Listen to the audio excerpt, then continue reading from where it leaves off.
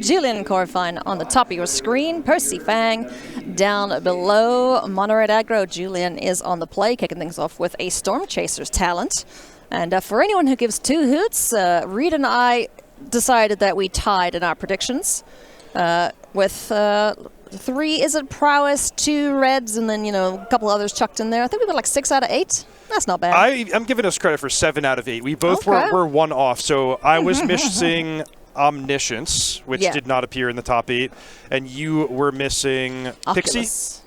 You said Oculus, and it was I said Pixie Oculus instead. and Pixie, okay. Yeah, so not too bad, huh? But you nailed it with 3 Prowess, 2 Mono Red. That was impressive. Oh, thank you.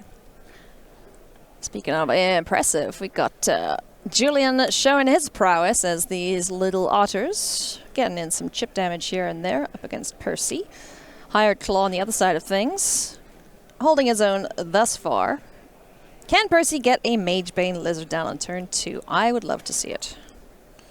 Right. Magebane Lizard is a card that is starting to appear as a sideboard option against Is It Prowess. We talked about how being a step ahead of the metagame can really reward you in these big tournaments. Percy brought 3 copies in his main deck. Heck yeah. So not only was he on the ball in terms of identifying this as a desirable card, he said, I'm actually going to structure my deck to be able to fit this card and justify it in my main deck. I love it. And, no shortage of 2-drops. Pretty sure you still got the entire package you'd expect to see of all the mice. But just adding in these little Magebane Lizards, and tough to deal with for the Prowess decks. Toughness being the name of the game. Magebane Lizard says, no thanks, I'm going to zap you there as you kill my other lizard friend. So that's one problem dealt with for Julian. How do you kill a 1/4 as this deck, though? Maybe you don't. Maybe you just try to kill the opponent. Take your medicine a little bit and keep crashing in for 4 or 6 damage at a time. Julian certainly representing Monstrous Rage there, and Percy electing not to block and risk his valuable lizard in combat. Yeah, some combination of block damage or double spell would get the little lizard dead. So Percy's going to use his life total as a resource here, not offering up any blocks with the lizard unless absolutely necessary. That said, he also didn't attack with the lizard. So to me, that represents that now he's ready to block, which, what's different this turn than last turn? Well, now Percy has open mana. Which Stalker Frenzy? First things first, let's get another point of damage there off of Julian, courtesy of the Magebane Lizard. No Witch Stalker? Come on, there has to be, right? There's something. Now, this is, okay, Burst Lightning in response to the Monstrous Rage. This is also going to ding here. So it's a global effect on Magebane Lizard. Wow, Julian, I thought was going to be able to put up a little bit more of a significant fight there, but Percy's defensive plan worked perfectly there, lining up the block, forcing Julian to act first, and then blowing him out with Burst Lightning. It's good stuff there from the Mono Red player. Drake Hatcher, the follow-up play for Julian. End step, what do we have? Now remember, we're going to be taking 2 damage here if this is a removal spell. And it sure is Witch Stalker Frenzy now. So it was there, haha. Just not used on the smaller target. Oof, big think now for Julian. That's going to get the Drake Hatcher dead. Wow, what a turn for Percy. Just totally flipping the script.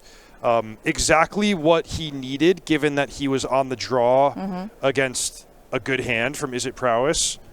But just, the perfect defensive and disruptive creature in Magebane Lizard, followed by sort of walking his opponent into 2 perfectly placed removal spells. I mean, hindsight's 20/20, but I wonder if Julian would like the opportunity to reconsider attacking that turn, like maybe just playing Drake Hatchling and passing and not playing into your opponent's open mana would have been more desirable. Now Percy Fang is switching gears. Magebane Lizard as well as Monastery Swift Spear getting in there. Monstrous Rage, gonna help deal some extra damage. It'll also ding Percy for 1. Now the question is, can Julian do 8 damage in one fell swoop?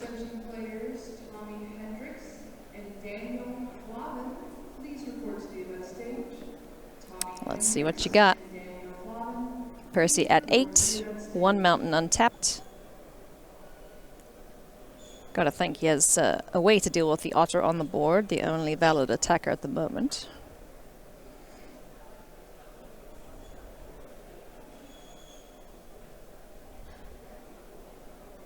Kick things off here with a sleight of hand. Ding! Man, this lizard must be a pain in the butt against Arclight Phoenix decks. Against anyone, honestly.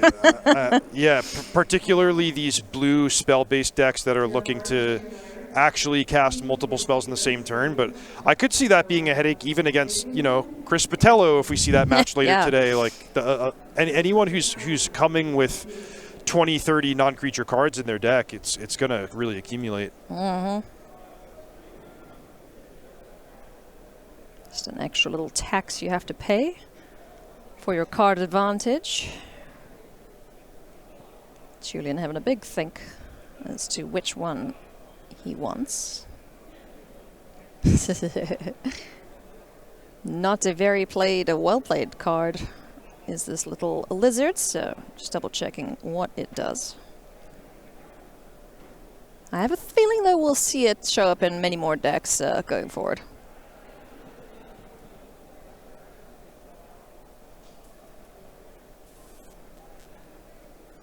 Okay.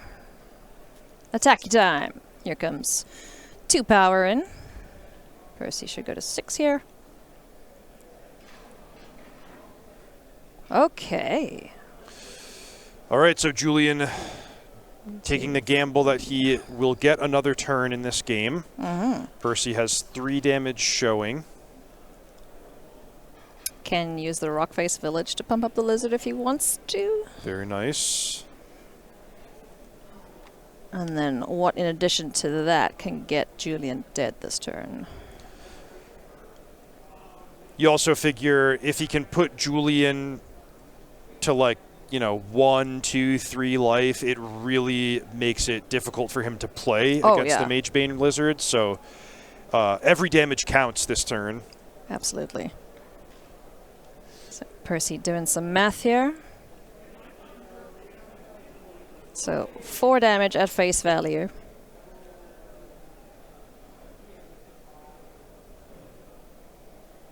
Monstrous Rage, trigger. So one of those Monstrous Rage auras falls off. Takes 2 to go to 4. That's irrelevant. Plenty. Yeah, that seems like more than enough to get game 1 to Percy Fang. Really impressed by Percy there. There's like a really negative and I think not true stereotype that mono red decks are easy to pilot. And only uneducated players will say that. I think people tend to think that because the game plan tends to be straightforward. Sometimes the games are short. However, the decisions that you do make are so impactful towards the result of the game. And Percy made them all really crisply. I would even frame that as like he walked his opponent into a trap on that turn 3 where he made a really, really, really effective defensive play by combining a blocker that forced the opponent to play into his open mana, 2 removal spells, dismantled Julian's board, and then by the time Julian was able to rebuild and threaten Percy again, Percy was then able to win the race with the Monstrous Rages of his own. Super, super sweet. Picking his spots and then striking when the iron was hot because he likely set them on fire. We finally have a result from our other quarterfinal. John Schindeldecker on Pixie winning against Jerry Gao. So we're going to have Chris Patello up against Esper Pixie in the hands of John Schindeldecker. So that's going to be a fun, very different matchup, I feel, to this one that we're seeing. Very different. 4 distinct archetypes in the top 4. That's always fun. Good job. And I think Chris Botello was likely rooting for John and the Pixie deck to advance there, because I think it's almost as simple as saying the slower the deck, the better the matchup for Chris. And Mono Red is probably one of the scarier ones for him to go up against. Oh, absolutely. But if Chris does win and Percy wins, well, he's going to have to figure out how to beat him then. But that's a future round problem, as we are in the semifinals. The second semifinals will kick off shortly as the players get their sideboards done and dusted. Friends, just a reminder, if you would like to join us at future events, well, SCG is hosting a ton of them. Come and check out the Spotlight Series in Orlando and Baltimore in August and October, respectively, as well as the regional championships in Houston and Las Vegas. Those 2 events are in October and November. You can find more details at starcitygames.com/SCGCon. Be sure to go follow them on socials, sign up for their newsletter, and then you will never miss out on a thing, because they're really good at telling you when stuff is. So, sideboarding. Julian is behind. What does he need to do here up against Percy's Mono Red deck? I think for this game, too, it's basically try again. You know, he had a good start on the play in game 1. That's what he wants to do again, and just kind of have a little bit of a more effective follow-through. Maybe hope that Percy is missing one of the pieces that he had in game 1. You know, the Magebane Lizard plus 2 well-placed removal spells is quite hard to fight through. But Julian's basically just going to do the same thing all again. He might turn to that Drake Hatcher, a couple more removal spells. Obliterating Bolt is a very nice, clean answer to the Magebane Lizard. Could see him going for the Enduring Curiosity, kind of like a sticky threat if he wants to really drop the hammer in the mid-game against the Mono Red player. And also a surprise blocker. Haha. That's right. I've heard cats enjoy eating mice, so maybe we'll see that in this game too here. That surprise blocker concept in a number of forms is going to be important in the way these next 1 or 2 games play out. Basically what I want everyone to keep an eye on at home is open mana. Yeah. Now, both of these decks are very fast and aggressive, so there's a temptation like, I just want to spend all my mana on my main phase, play my cards as quickly as possible, and hope for the best. Just be aware that style of play, it makes it a lot easier for your opponent to make good decisions. Whereas if you have 1, 2, 3, 4 mana open when they're going for their big prowess monstrous rage turn, it's a lot more they have to worry about. They might hesitate to commit. They might play it more conservatively. So open mana, playing tricky, making things difficult on your opponent. That's really the name of the game if the cards aren't playing themselves in a straightforward way. Chat, aren't you lucky? You get a free lesson in Magic strategy from Reed Duke as we're watching these 2 players fight for a spot in the World Championship. Yeah, stick with us here. You'll get a few more hopefully before the day's out. Couple more tidbits. That's certainly one area that I'm terrible at, where I just want to attack and do my combat trick things. It usually goes poorly when you attack into open mana, but when I attack into open mana, I should say. Yeah, they always have it. Always have it. It's so annoying. That's the thing, Ailey, is Magic's such a challenging game. It's plenty hard enough to just play your own cards effectively. When you get to the extra level of like, okay, well, now I have to make plans based on the range of actions my opponent might take against me. Yeah. It's, you know, it quickly becomes overwhelming unless you've really have had a lot of experience and honed that good judgment. Yeah. You know, looking 2-3 turns ahead, trying to figure out what your opponent's trying to do to mess up your fun plans. As we get things underway here. Storm Chaser's Talent hits the board. We got a little Otter Friend on the board for Julian. Percy. Do we have a turn 1 play in response? Yes, indeed. Hey, Heartfire Hero. I feel like I haven't seen him in a hot minute. There are 4 of him in the deck, though, so... I remember when folks were talking about, oh, Heartfire Hero needs to be banned. This card is way too strong. Little did they know there are just going to be even scarier red aggressive cards on the horizons. So quick to panic. Let the professionals play with the magic cards. They'll figure out an answer for you, friends.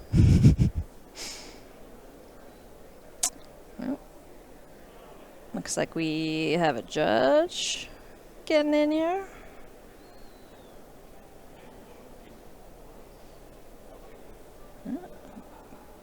The game continues apace. Heartfire Hero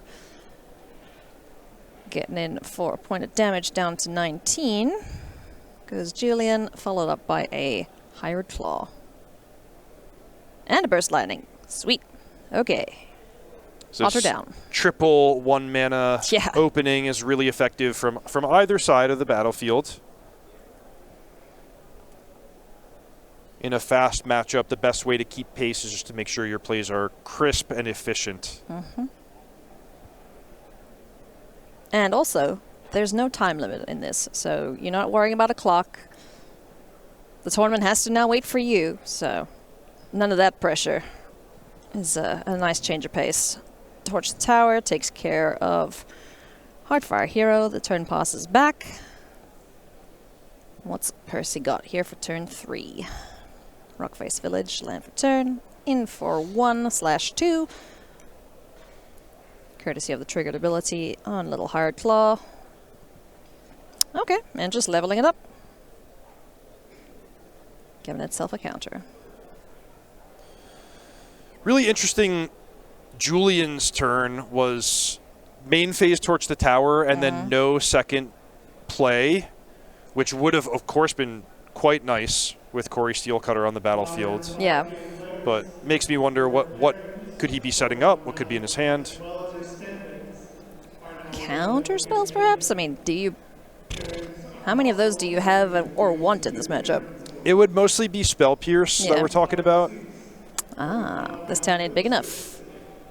On the stack, sends back Little Hired Claw, as well as Storm Chaser's Talons, so getting some extra replay value there is Julian. And triggering Corey Steelcutter as well. Yeah, pretty effective turn. Just going to flag for everyone watching, Julian does not have any mountains or islands, so those verges don't represent blue mana right now. That's why he tapped the Shivan Reef and took a damage. That, I think a lot of people will miss with the verges. So you're like, yeah, of course I have a mountain or... Oh, no, I don't. The mana fixing in Standard is also really good at the moment. The mana for these 2-color decks, like the fact that Izzet is able to play 12 dual lands and almost never have a land enter the battlefield tapped is really special.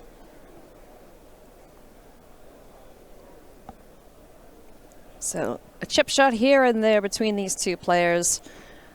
This game is very slow for what the two archetypes are and what they can get done in a short amount of time. But this is what high stakes Magic looks like, where they're not rushing through their turns. They're going to take a while. They're going to think, and life totals will go down eventually. Neither player playing life gain. A common pitfall that I know I personally fall into is when I'm playing a fast strategy, I start to play faster.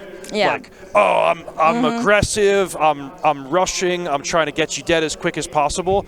But actually it should be the opposite, because if the game is compressed into a smaller number of turns, then each one of those turns, how well you navigate it has a larger impact on the outcome of the game. So really, like, you should kind of copy the table presence of Percy and Julian here, where it's like, I'm attacking fast, I'm not giving you a lot of strategic breathing room, but I'm making my plays deliberately and carefully and not, walking headfirst into a boneheaded blunder. Yeah, because at levels like this, it's so easy to have that 1 point of damage matter in the end of a game. So got to make sure you're optimizing, doing the right thing. And it's kind of funny that you say, you know, you play faster when you're playing the fast-paced strategies, you know, the aggressive decks. I remember a match I covered with LSV playing against Shota. Both were on a control deck, and they just blitzed through it. I have never seen two players play control faster than those two. It was insane. Yeah, I don't know how they do it. It's just more processing power. Yeah, they got their upgrades in their supercomputers than most of us have.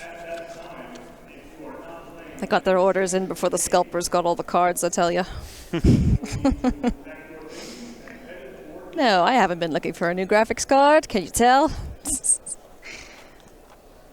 Speaking of processing power, both players using all their thinks in the tank here.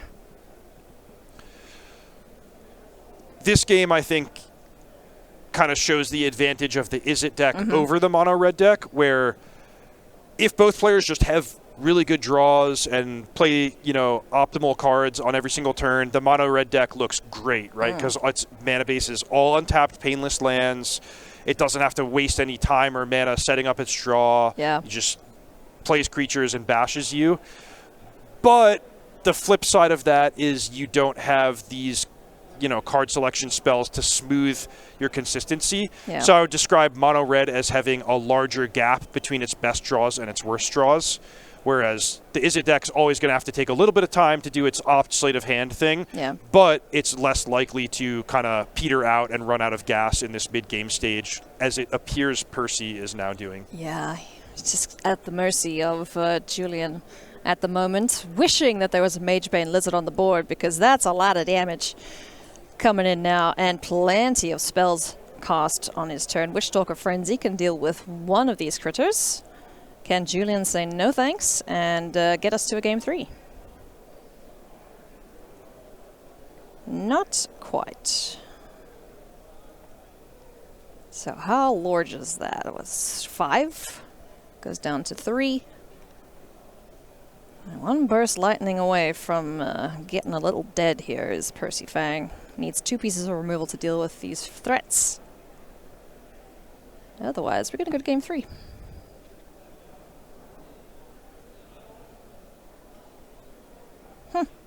Draw go. That's not what mono red's supposed to do. Reed, they're not doing it right.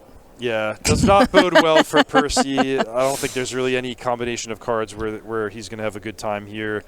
Julian is casting stock up. Even failing that, he has the talent that he can level up. He's ahead on the board already. He's ahead on life total. More options. All the options. Card advantage. Board advantage. Julian is about 3 seconds away from winning game 2 here in our semifinals. For anyone just joining us, we are watching Percy Fang and Julian Korfine in our first semifinal, and we'll catch up with Chris Botello and John Schundeldecker in our second semifinal shortly.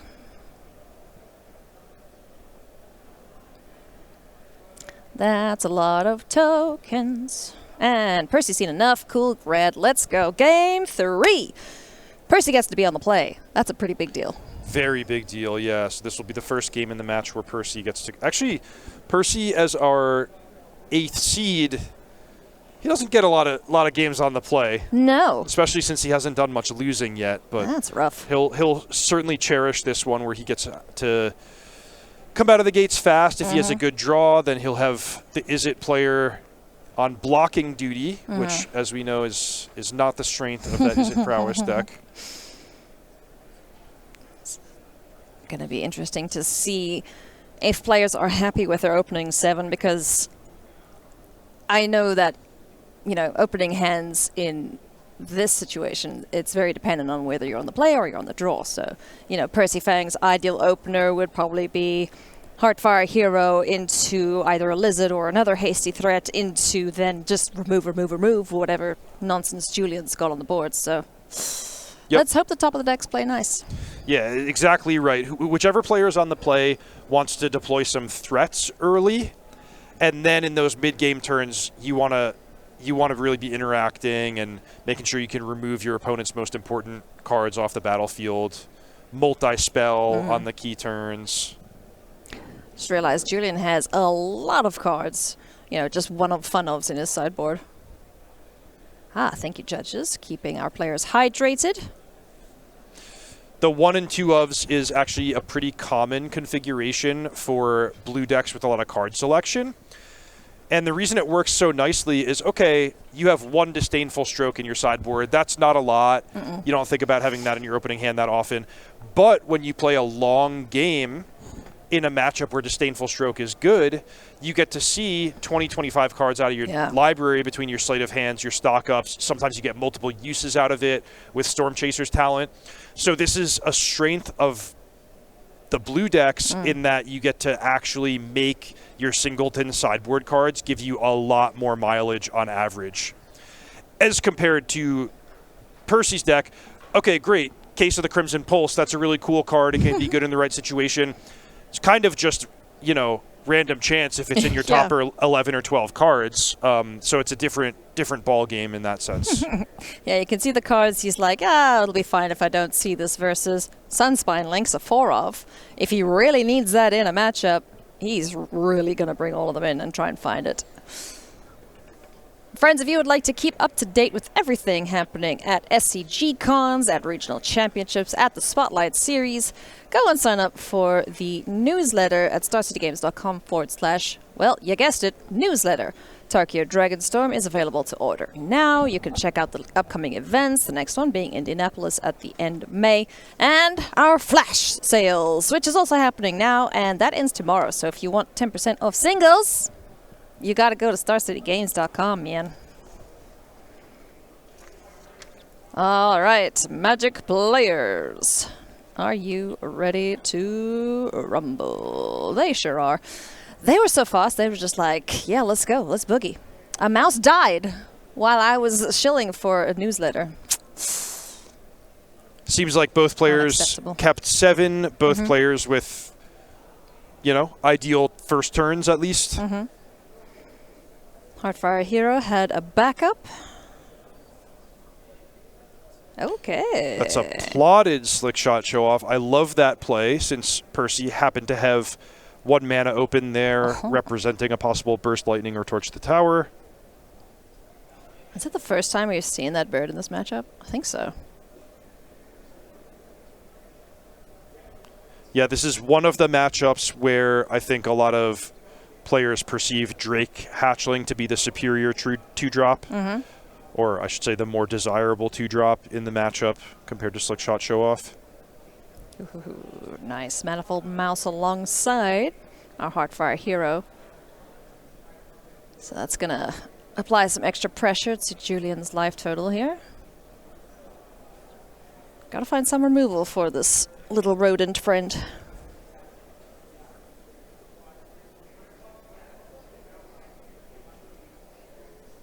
Julian looks like he needs some caffeine.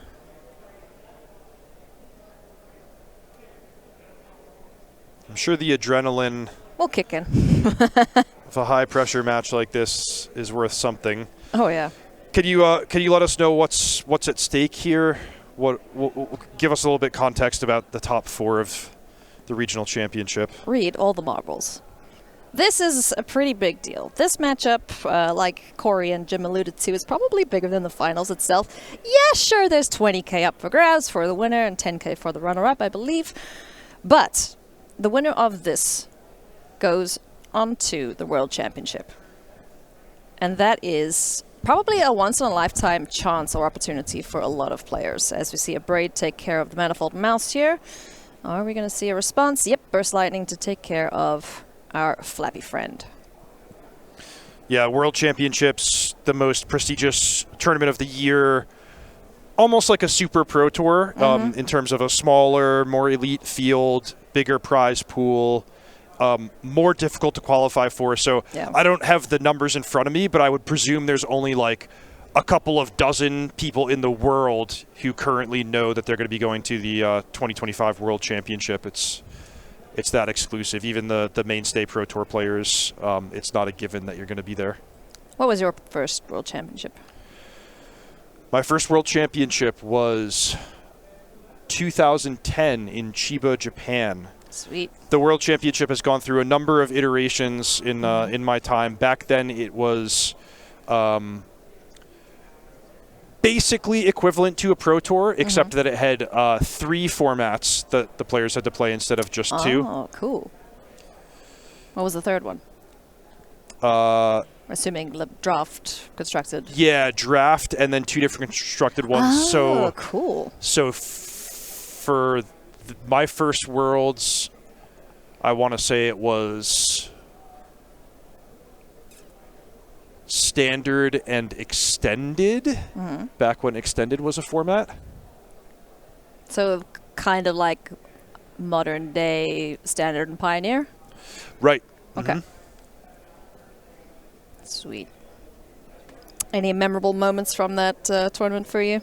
I'm putting you on the spot here, seeing how well you know Reed Duke.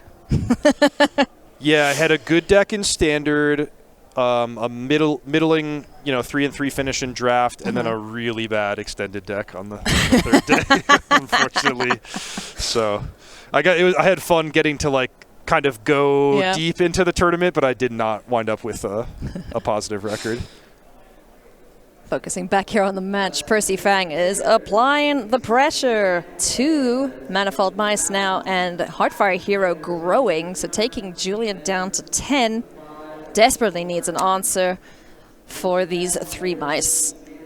Or Percy might be our first finalist and first player this weekend to make it to the World Championship. Okay, Julian gave a lot of thought to what he was going to do on his main phase there, decided to pass. If you're a Julian fan, you want to hope he's got at least 2 removal spells, and love this from Percy. He's starting with the Magebane Lizard, which, I mean, he might activate the Rockface Village to give it haste, but more importantly, it's like, all right, man, it's up to you. What are you going to do now or never? Oof. In response to the Lizard, we're going to opt. It's one of the coolest ops with Yargle on it. Anything to kill these little friends before they get out of hand. Oof, okay. Yeah, we could be moments away from Percy Oh. notching his ticket to the World Championship. 2 lizards! Look at Julian's face. Wowza. So how much damage do we have here? That is a 3 power, which will become a 4 power double striking trample. Ow. If the Heartfire Hero connects in combat, Julian can't play the game anymore because he's going to take so much damage that he can't cast a non-creature spell. So, I mean, Percy could even play it really conservatively, give his Manifold Mice double strike and kind of spread his attack damage out among the 3 attackers. Anything he casts now, though, is going to deal 4 damage to him because of the previously cast spell, right? Yeah, so it looked like he responded to the second Magebane Lizard. I hope that's the case, otherwise he's going to have some owies coming in. But, yeah, I mean, he's in trouble. He's going to take 2 damage from the original one. I hope this removal spell exiles. This is the fiery annihilation. Yeah. I think it exiles any... I could bring it up on screen here. I think it exiles any equipment. I think it does exile. Otherwise, that would be some more pain coming to the face, and Julian would be dead. And that is going to do it, though. Percy Fang has enough pressure and enough damage on board to take down Julian Korfine on Izzet Prowess. So, the big bad of the tournament has fallen, and Mono Red in the hands of Percy Fang reigns supreme. Yeah, great point. No more Izzet.